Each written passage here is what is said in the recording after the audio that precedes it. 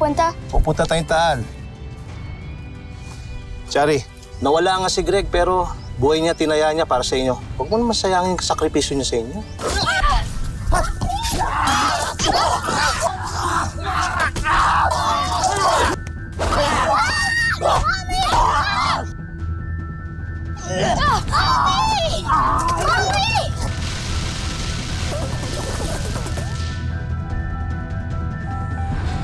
Kilala kita.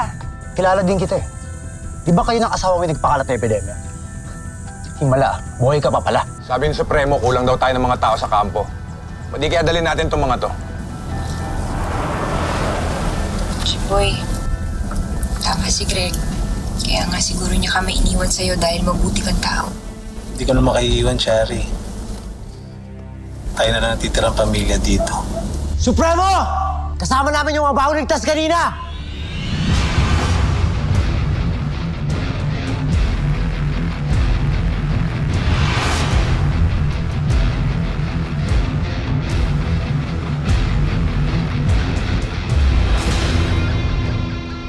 Nice to see you, pare. Ikaw pala yung Supremo. Mabuti na lang. Close tayo nun, ano? My BFF. Parang may kulang eh. Asan na yung magaling mong asawa? Si Greg. Wala kang kwentang tao! Mabanggit-banggit yung pangalan ng asawa ko. Ako ang Supremo. Ako ang batas dito. Ilagay mo sa bumpunan mo yan. Nagtindera mo! Siguraduhin nyo na meron kayong pakinabang dito. Dahil pinapalayas namin yung mga walang silbi. Lahat dito nagtatrabaho para lang makakain. Ang babata pa ng mga yan, pinapahirapan nyo, pinagtatrabaho nyo. Ito ang batas. Iba na ang batas na pinairal ko rito, Charity. Kailangan marunong ka makisama at makibagay sa mga kasama mo rito. Ngayon, kung wala ka nun, o kahit sino sa inyo, pwede ko kayo patapon sa labas, pabalik sa mga infected. Kaya kailangan siguraduhin yung may pakinabang kayo.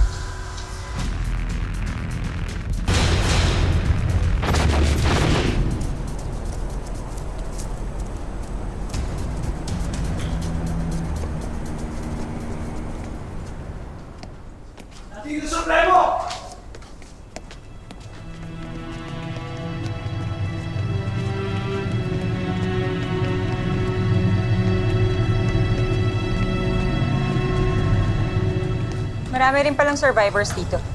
Oo. At gaya mo, malaki ang utang na loob nila sa mga basag ulo na sinasabi mo. Sorry! Sorry! Ay, Diyos ko! Buhay kayo! Akala ko ako na lang mag-isa! Ay, grabe, nakaka-touch kayo. Lorna, ikaw na bahala sa pwesto nila, ha? Opo, ma'am. Masyado nyo nang inaabala sa Supremo, eh.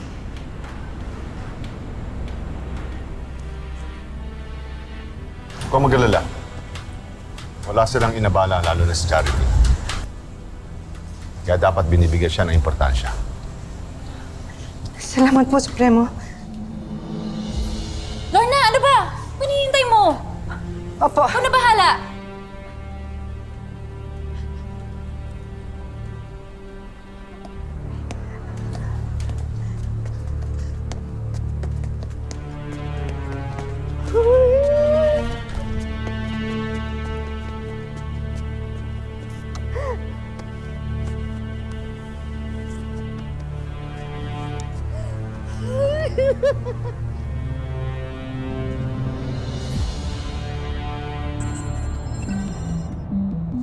Dalihan niyo na.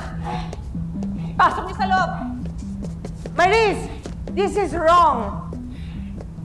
Alam ko infected sila pero hindi mo sila pwedeng patayin para lang pag-aralan. I need the virus alive. If you kill them, the virus will die. Hindi ikaw ang boss, okay? Itinatama ko na lang lahat ng mga pagkakamali mo. Hindi ikaw ang masusunod. Don't you understand? Itigil niyo yan. This is unethical. Ay! Ipasok na siya sa loob!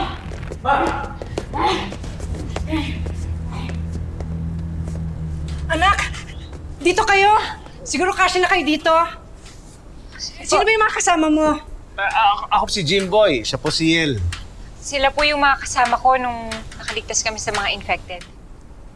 Ma, hindi kami pwedeng maghiwa-hiwalay, ha? Si Greg?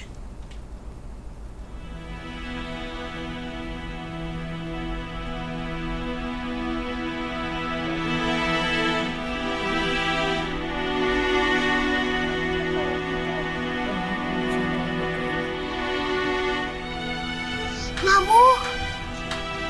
Bakit parang masama po yung tingin nila sa atin? Hayaan mo sila. Mga patay gutom kasi ang mga yan. Kapag may bagong salta, natatakot sila na baka mabawasan yung rasyon nila ng pagkain dito sa kampo. Ma, huwag kayong ganyan. Baka mapaaway tayo dito. Hayaan mo, anak. May ranggo ako dito. Ganun, no? Dikit kami ni Ma'am Susie. Basta, ako, Lorna, okay lang ako na mabawasan ang rasyon ko ng pagkain, ha? Ang importante lang sa akin, alam mo na, huwag na ako magtanim kasi hindi na talaga kaya ng katawan ko. Sumasakit. Alam mo na, sign of aging. Becky, magtiis ka na lang? Kaysa na mapalayas ka pa dito? Ay, siya nga pala, anak ko, si Chari, tsaka yung apo ko, si Hope, si Becky. Anak ko po, si Yel tsaka si Jimboy. Akala ko po ba may iba pang survivor camps dito? Kung meron man, napakalayo. Ang medyo malapit lang dito, yung ospital. Yung dating boss ng asawa mo, nandun pa rin. Naghahanap pa rin ng cure. Si Dr. Lazaro? Buhay siya? Jimboy, halika. Narinig mo? Buhay pa si Dr. Lazaro. Buhay po?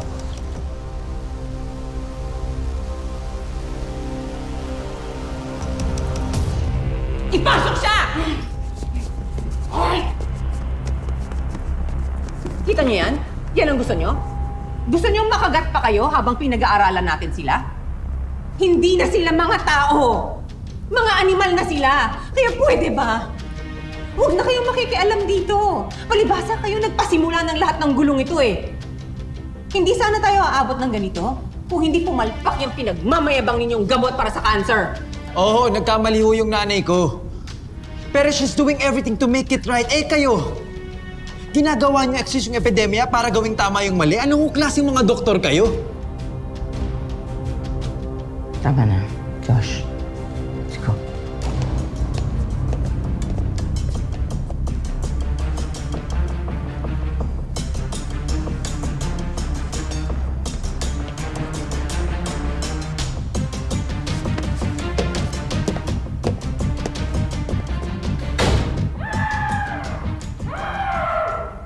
Kailangan makapunta tayo ng ospital.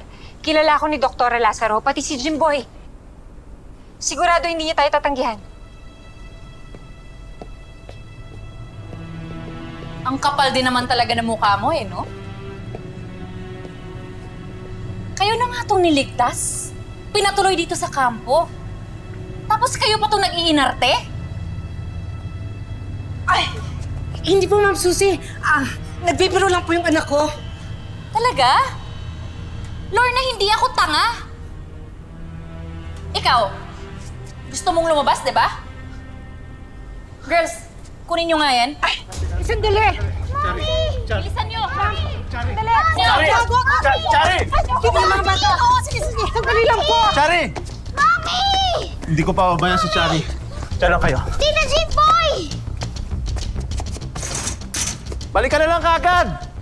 Mami! Aray ko na, ano ba? Bitawan mo nga ako. Bilisan nyo! Ma'am Susie! Ma'am Susie, parang awa niyo na po! Huwag niyo po sasaktan! Ano ba? Bitawan mo nga ako! Parang awa niyo na po! Kailangan matuto ng leksyon ng babaeng yan eh. Ma'am Susie, parang awa niyo na po! Ano ba? Bitawan nyo. Hoy. Akyat. Sabi ng akyat eh.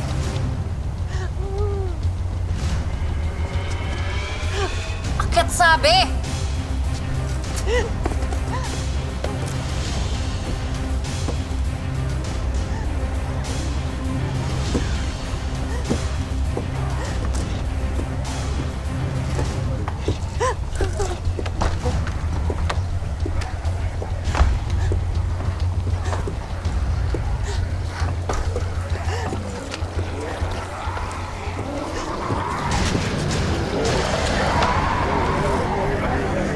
Bakit ang daming infected?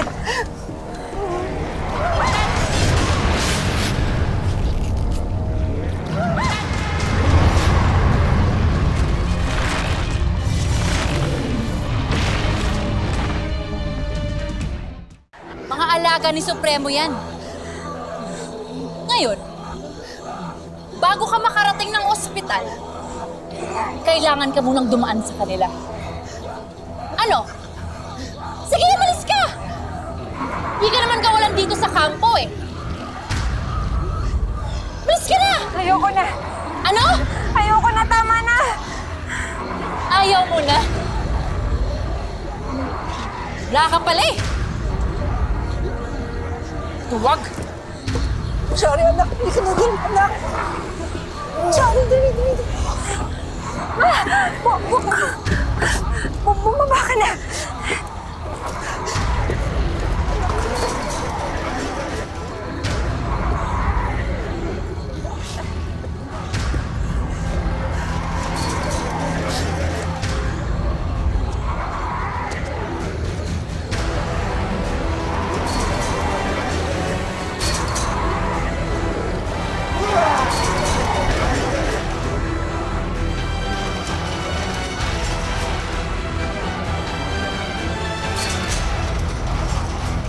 Hospital ho to, General. Dapat po, pinoprotektahan po natin yung mga tao sa lugar na to. Kahit po na-infected. Hoy bata, baka nakakalimutan mo. Hindi ito ospital. Ito isang medical research facility. At akong huling general sa area na to. At ang tungkulin ko, protektahan ang facility na to hanggat makahanap ng gamot para sa mga infected. Yan ang standing order ko, simula pa sa 10th City.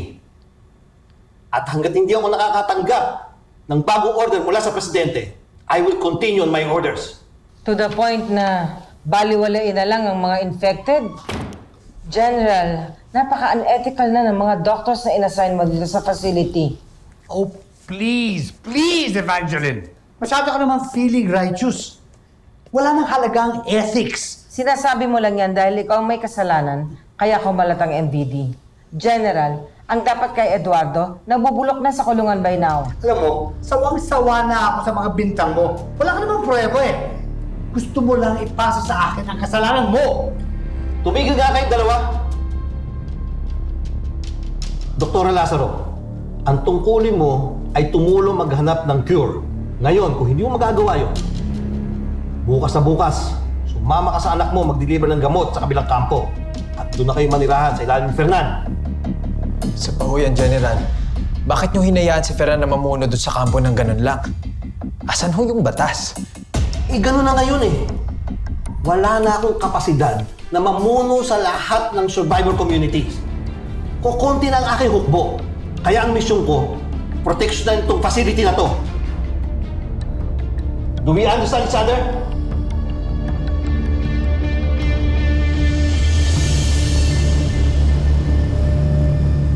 Huwag mo nang uulitin yung ginawa mo kanina, Chari. Lahat ng iuutos ng mga tauhan ng Supremo, kailangan gagawin natin yun. Mahigpit ang patakaran dito. Kailan pa ba naging Diyos yung Fernan na yan dito? Hindi man lang siya sundalo eh. Ano ba nangyari sa mga militar? Sundalo ang asawa ko sa kampo na malapit dito. Dito kami nagtago sa compound na to kasama nung ibang mga survivors ng 10th City. Tapos, nagkulang na sila ng tao kaya nirecruit na si Fernan. Eh, anong nangyari sa asawa niyo? Lumabas sila noon para maghanap pa ng ibang mga survivors. Tapos, naiwan dito sa ang grupo ni Fernan. Pero nung hindi na sila nakabalik, kasama ng huling grupo ng mga sundalo, kinamkam na ni Fernan ang lahat ng armas dito. Kaya, ayun, napilitan na kaming kilalanin siya bilang Supremo. Mabuti na rin yun. At least dito sa loob ng kampo, may proteksyon tayo. Basta kailangan lang lahat ng patakaran nila sundin natin. Ayoko namang pagtrabahuin si Hope at si Yel. Masyado pa silang bata. Wala tayong magagawa. Dahil kapag sumumay ka sa utos ni Supremo, isa lang parusa doon. Kamatayan.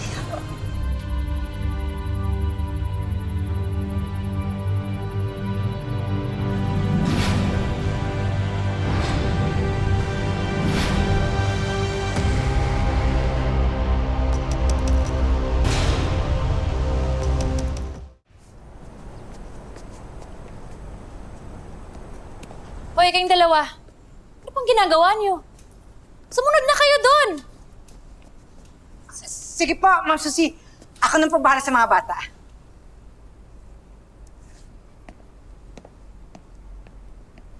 Magkakasama naman kami sa kusina. Mababatayin ko sila. Huwag ka na po mag-worry, Mami. Marunong naman po ako maghugas ng pinggan. Tinuruan po ako ni Yel doon sa bahay nila. Ay, ako. Ang sisipag talaga ng mga anak ko. O, basta huwag kayong maghihiwalay doon, ha? Sige na, sige na. Magkikita ulit kayo mamaya. Halika na, dali. Ingat, ha? Ma! Alam mo, isipin mo na lang nasa daycare ang mga anak mo. Eh kung ganyan din lang ang daycare, homeschool ko ni anak ko. Sus, subukan nyo kaya mag-isip ng positive habang nandito kayo. Kasi yan ang ginawa ko nung mawala yung asawa ko.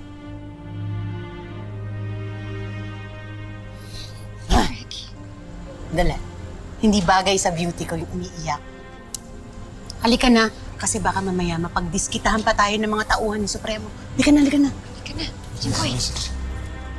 Hindi kayo mag-aalmusal hanggat hindi nyo natatapos lahat ng hugasin dito. Dito, lahat ng pagkain isusubo nyo, pagtatrabahuan nyo. Naintindihan? Opo. O, balik sa trabaho!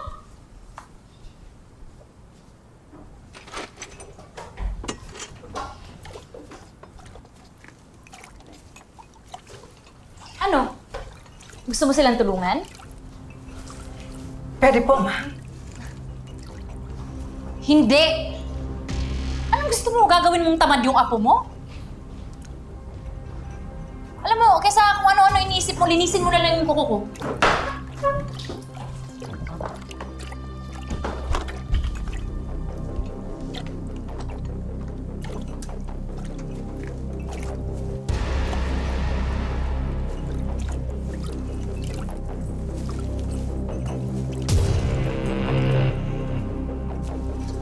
Dito nang gagaling ang mga pagkain natin. Ito, may sagingan din tayo rito. Tapos banda doon, ando doon naman yung mga manok at saka mga baka, kaya meron tayong itlog at saka gatas dito. Pero kasi yung mga yon para lang yung kay Supremo at saka sa mga close sa kanya. Tapos, ito naman mga sundalo, lumalabas yan paminsan-minsan para kumuha na maghanap ng mga pagkain at saka ibang supplies. Naku, halika na, magtrabaho na tayo. Baka mamaya sabihin nila nagchichismisan tayo. Hey! Nay Becky, okay lang ho kayo? Oo, okay lang ako. Huwag mo ko intindihin. Halika na, magtrabaho na tayo. Hindi pwede hindi magtrabaho. Dahan-dahan lang ho.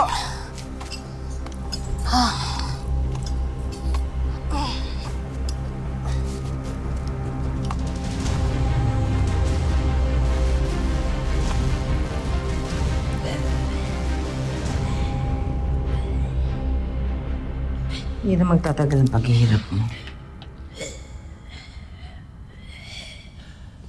Buti naman, ginagawa ko ng trabaho mo. Tapos ka rin siguro mapalayas, ano? Pwede ba, Eduardo? I'm trying to concentrate here. Unlike you. Importante itong ginagawa ko. Remind you, kung sino sa atin ang may connection sa taas. Alam mo ba, Evangeline, kayang-kaya kita ipatapon sa labas kung gusto ko.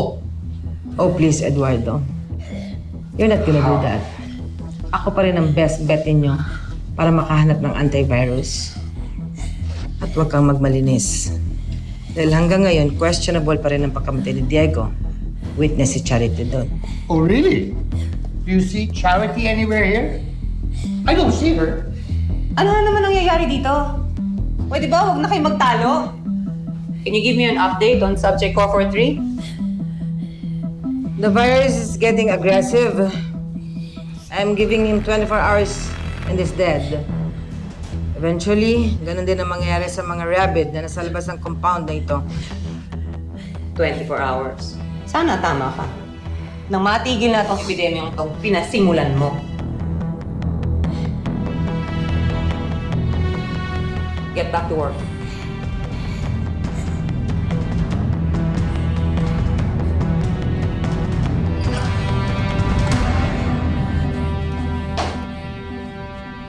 Kuya! Ano?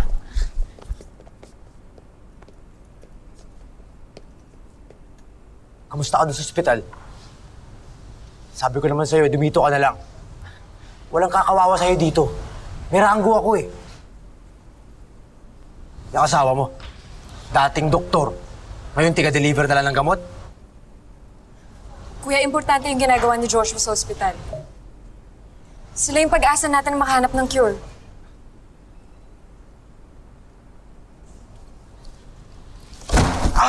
Nananadya ka ba? Okay lang yan, Ana. Kahit ano pang sabihin mo, mababa pa rin ang tingin ng kuya mo sa akin. Buti naman alam mo. Pwede ba tulungan niyo tong lampa na to? Kumain ka na ba? Yung mga pagkain dito pang sundalo. Tulad nung kinakaya mo sa ospital. Tara na.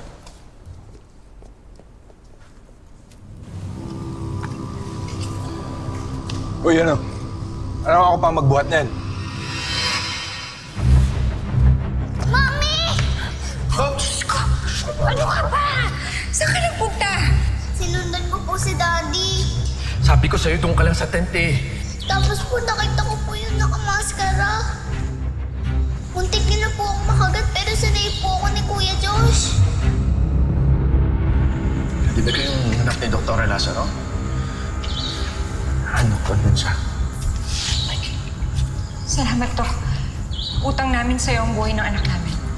Alam mo naman, kahit sino naman, gagawin yun. Boy. Oh.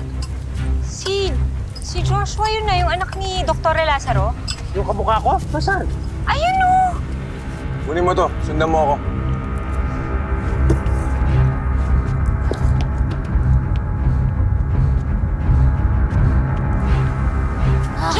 Ay!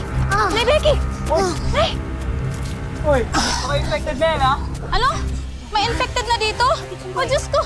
Mga kasama may infected na raw dito! Kayo, hindi siya infected! Ay! Ano nangyari dyan? Bakit? Nahilo!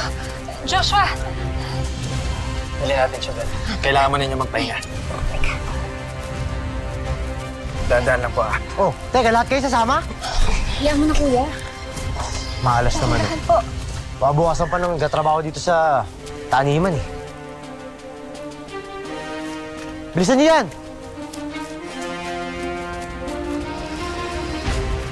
Hoy kayo! Anong tinatayo-tayo nyo? Ha? Balik kayo sa trabaho!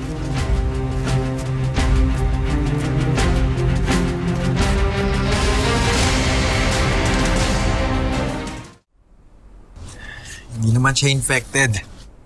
Wala naman siyang signs sa kahit anong sugat o kagat sa katawan niya. Yan nga lang, meron ho pa yung high blood. Kaya kailangan niyo magpahinga ng ilang araw.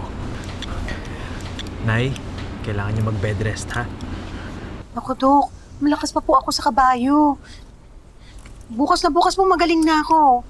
Supremo. Bukas po, magtatrabaho na po ako agad-agad. Huwag kang mag-alala o matakot. Sa ngayon, magpagaling ka na muna. Saka na natin pag-usapan yung pagbabalik mo sa trabaho. Supremo, pangako po, talaga bukas po. Magtatrabaho na po ako. Bukas na bukas talaga.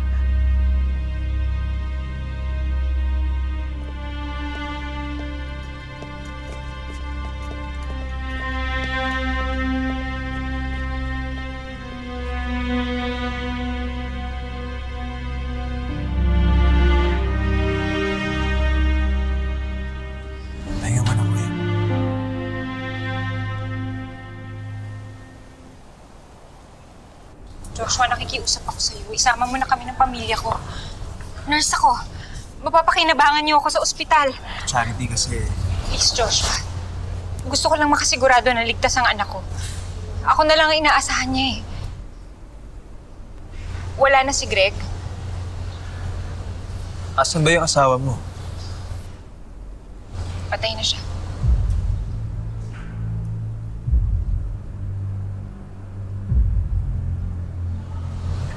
Charity, pasensya ka na talaga kasi hindi rin maganda yung sitwasyon namin dun sa hospital eh. Hanggang ngayon, galit pa rin yung mga tao kay Mama dahil sa nagkalat sa MVD. Kung gusto mo, kakausapin ko na lang si Kuya. May ranggo siya dito. Pwede ka nilang bantayan. Hindi, okay na. Salamat na lang. Pasensya na sa abala. Sige, Charity. Una na kami.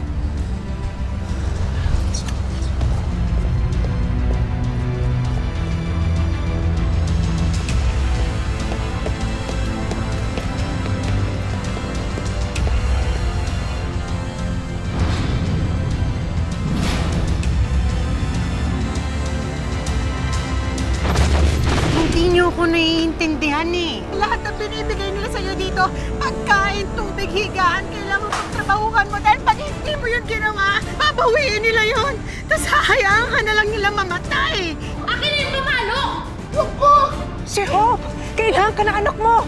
Sabihin mo nga sa aming lahat, anong parusa sa nagsisimula ng gulo dito sa kampo at nananakit ng may ranggo? Si Supremo ang bahala sa kanila. Dahil dito sa natuklasan mo na pwedeng mamatay ang mga infected at pwede silang maubos, ibig sabihin, matatapos itong problema na to. Ako ang nagsimula nito. Ako ang tatapos. Kabago-bago lang ng babae na to, gulo kagad ang dala. Patawarin niyo na po kami pareho ni Charity. Isa sa inyo, natatawarin ko. Isa sa inyo, parurusahan ko. At yun na yung walang iba kundi